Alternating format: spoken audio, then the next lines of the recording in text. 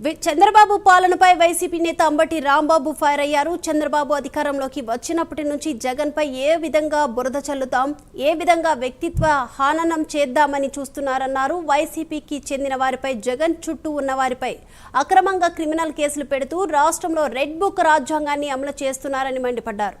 జగన్ పై కుట్రలు చేసేందుకే చంద్రబాబు సమయం కేటాయిస్తున్నారని, రాష్ట్రంలో అభివృద్ధి సంక్షేమాన్ని పట్టించుకోవడం లేదన్నారు అంబటి రాంబాబు.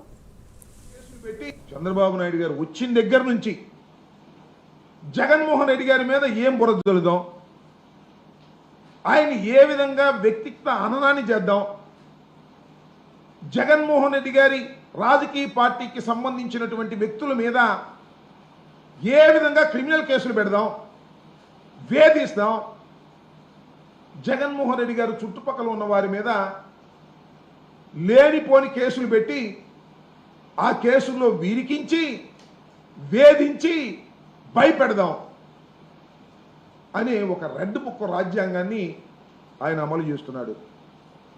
సమయం అంతా, శ్రమంతా, సామర్థ్యం అంతా చంద్రబాబు నాయుడు గారు దీని మీదే ఉపయోగిస్తున్నాడు తప్ప రాష్ట్రం అభివృద్ధి గురించి కానీ, సంక్షేమం గురించి కానీ, ప్రజల యొక్క బాగోగుల గురించి కానీ ఆలోచించే పరిస్థితే లేనటువంటి ఒక దౌర్భాగ్యమైనటువంటి పాలన చంద్రబాబు నాయుడు గారు కొనసాగించేటటువంటి కార్యక్రమం ఇవాళ చేస్తున్నాడు.